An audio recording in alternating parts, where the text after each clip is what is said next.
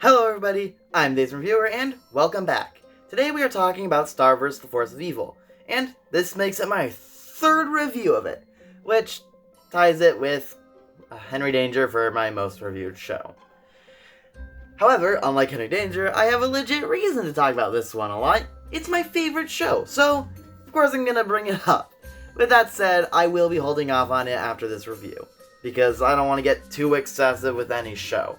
It's why I've not reviewed Henry Danger again.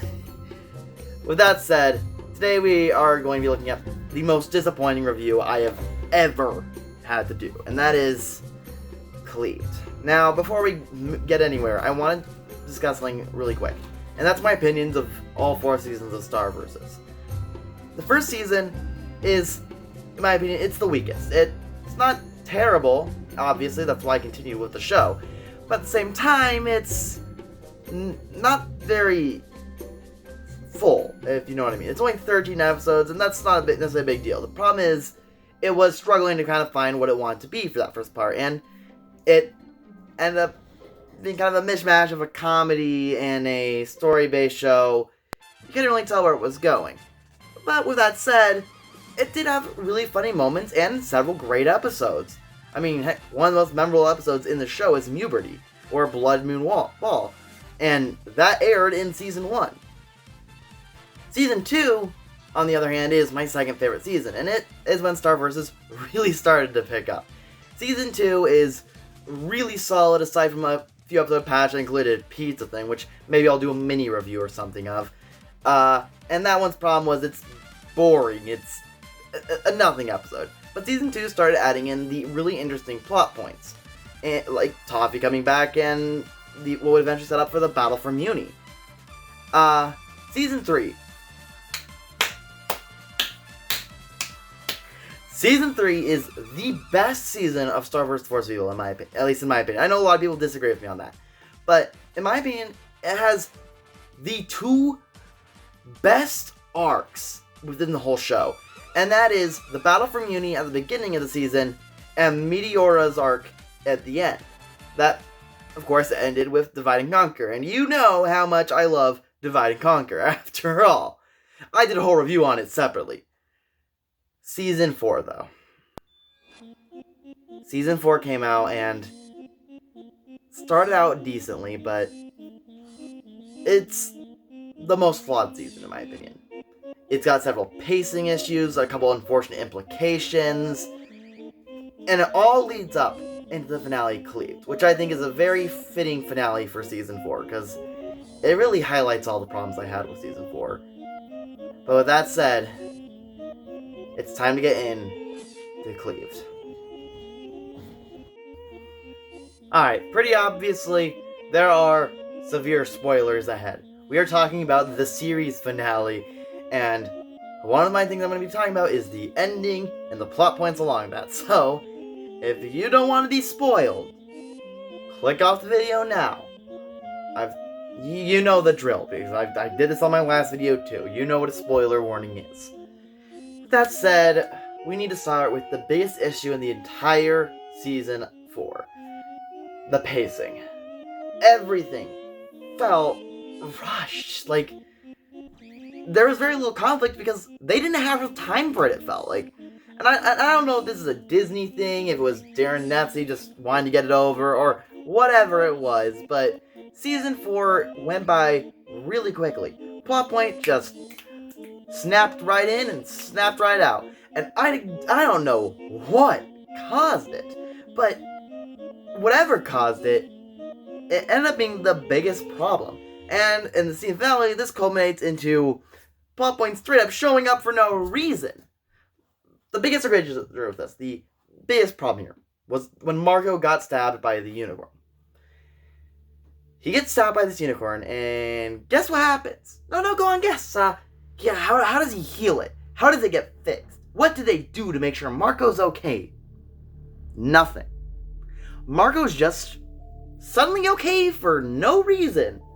And I understand, like, yo, you can't have Marco die. That would be really bad. But you can't just have him get stabbed and then it just magically get better. Otherwise, it comes off as unnecessary, and that's what it is. It's unnecessary. It was a plot point that could have been better used for other things. And with that said, that's not the only plot point that ends up being for nothing. Several throughout the show end up being for nothing. Ultimately, one could argue that fighting Toffee was kind of useless because it's revealed he's right. He was right. Magic does deserve to go away. You gotta destroy all magic. That's what Toffee wanted, and he was right. I guess this means Toffee was right. Surprise! If he's right, why did we have to stop him? I mean, I understand the reasoning is it's because he would have killed, his way was gonna kill a lot of humans and whatnot, but when you really think about it, destroying your magic's gonna kill a bunch of people anyway. But I'll get to that later. Don't worry, I got some big plans for Star's big heroic moment. Speaking of Toffee, Toffee was a really good villain for the time, and he had a very interesting motivation, but what about Mina?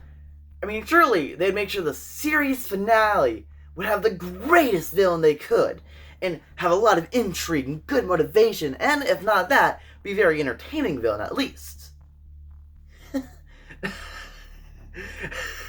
Mina's the worst villain I think I've ever seen in a serious show. And here's the reasoning. The reason is, she's not a really funny villain, but she's also not really intimidating. I mean, her suit looks kind of cool, I guess, at first, so you see it, but you really don't get to see it do anything. The big epic fight between the giant robot and the magic, it's not even Mina. It's just some random character they throw in for a plot twist. You don't actually get to see Mina do any fighting in this. Mina herself is just an obstacle, really. And that's kind of the worst thing you can do with a villain. I mean, think about it. Toffee, he had a character, he had a motivation. You got why he was doing it. Meteora, even more so. She wasn't just an obstacle. She was there to take what she thought was rightfully hers. Mina? Oh, she just wants monsters dead. You know? You get, like, some reasoning. Oh, monsters kind of attack Mina's people after they built on their town on her nest, which I would kind of get being mad at the monsters in that case. Like, to some extent, if they hadn't built on that person's nest, because that implies they recently did it right on top of their nests. Because I don't have reason to believe that spider would have had that nest for, like, centuries. So this isn't, like, hundreds of years ago, and he's mad about that.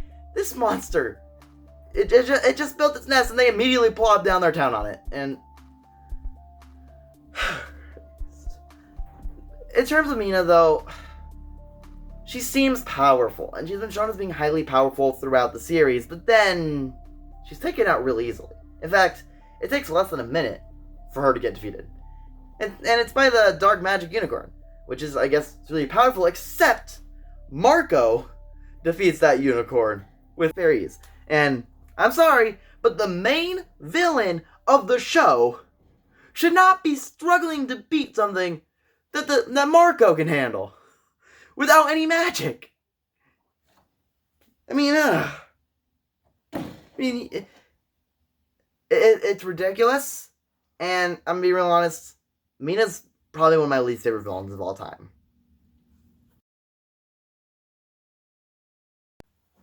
Alright, well, let's talk about that ending, because we've got some unfortunate implications that I want to talk about real quick, and that is, what actually happened when Star destroyed magic? Because it wants you to think that, oh, now there's going to be equality between monsters and humans, everything's going to be fine, when really, what just happened was, Star just destroyed all magic beings. I mean, think about it. We get to see that the Magic High Commission is dead. That means, by logical conclusion, any being that is magic is dead. Including Father Time, all of the spells, and I think his name was Ronaldo, Glossaric Son. He was that in Season 4, but really was more known from the Book of Spells. They're all dead. But don't worry, there is one magical creature that we know is still alive. That's Ponyhead. Aren't you happy? Ponyhead's still with us, everyone! Isn't it great that Ponyhead survived and we lost all these other interesting characters? I mean, the Magic Icon, they kind of deserved it, but Father Time, screw him, we got Ponyhead! Not cool. Why did it have to be Ponyhead that we get to keep? I'm not happy. Next segment. Here we go again. Alright. Now, we need to talk about what really makes this a bad series finale. And that is the unanswered questions and the questions it actually asks. Because believe it or not, this finale actually asks more questions than it actually answers. That's right, we get a series finale here that starts more possible plot lines than it finishes of the show. Now, first of all, what are some of these questions? Well, first you got the question of, is Glabber actually going to just be forgiven for all the humans he killed? Because we know we killed quite a few. But more importantly, we've got some other questions, like, what about Seth from the Book of Spells? Was he actually nothing? Was Toffee ever gonna... What happened with Toffee? Is he's still dead now? Okay, cool. What counts as magic? Like, does Tom still have his firepower? Is Globgor still able to grow? And with that said, we got the most important question to ask. This one is the big one. Can humans realistically actually adjust to the new appearance of monsters in their town? Because I sure as heck don't think they can! With that said, it doesn't have to answer every question. I never would expect any episode or even a finale to answer every question a show asks. Just because something leaves questions open does not necessarily mean it's a bad question, but it's about the number of questions that are left open. This one asks more questions than it actually answers, and for a finale, you need to always answer more than you ask. You gotta try your best to answer all the most important questions. All the most important plot lines must conclude. And Cleaved really doesn't do that. And you may be wondering what do I mean by it's okay to leave some questions unanswered. Take a look at Gravity Falls, and specifically Weird Mageddon, because that's the series finale of that show. There are questions left after it. Because, well, heck, it asked them itself. When you really look at Bill Cipher's demise, is he really dead? Is he really gone? He might not be, but why does that work in Weird Mageddon, but say, asking the question of, can humans adjust, not work in Star Versus? Honestly, it's because of the type of shows they are.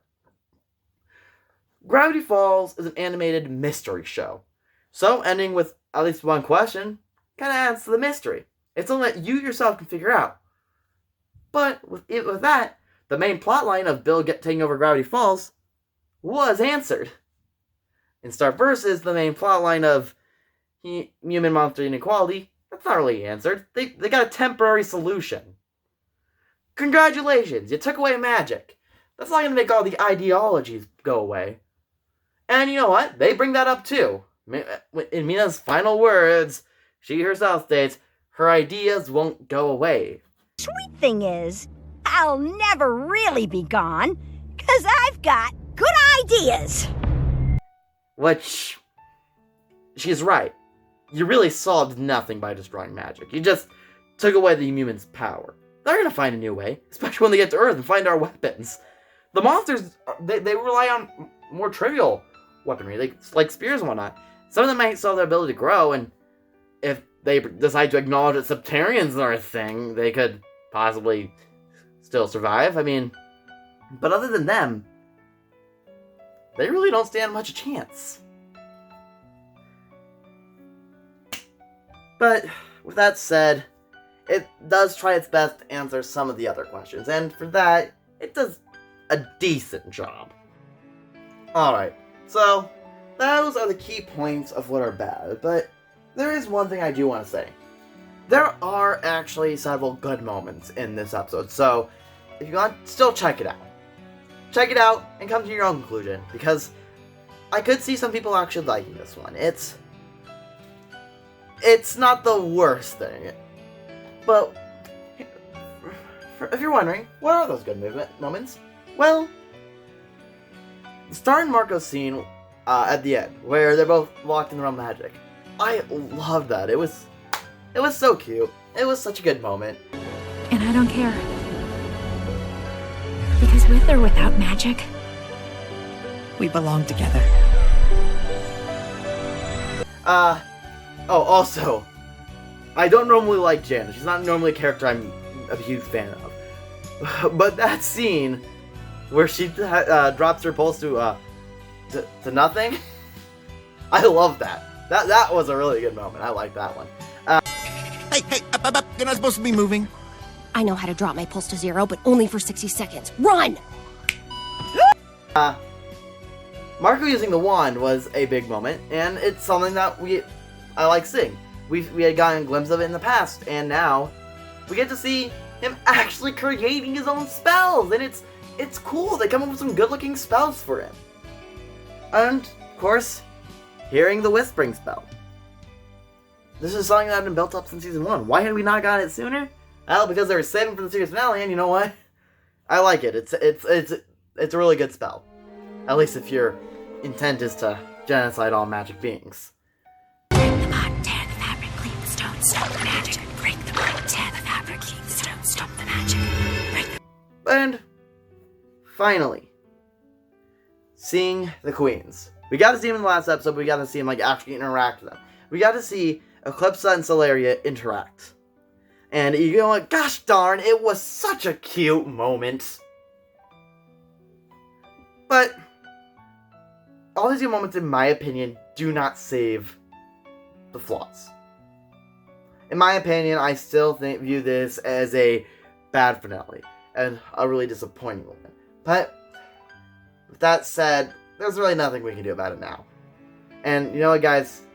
The petition's cool, cute, whatever, but season 5 is not happening. Let's be honest. If Darren Dempsey doesn't want it to happen, it's not gonna happen. And I think that's how it should be. We shouldn't be forcing a creator to make a season 5 because we really want it. Because if the creator doesn't want it, it's not gonna be good. I'm sorry. If they don't have their passion in it, because they're making something they don't want to make, then they shouldn't have to make it.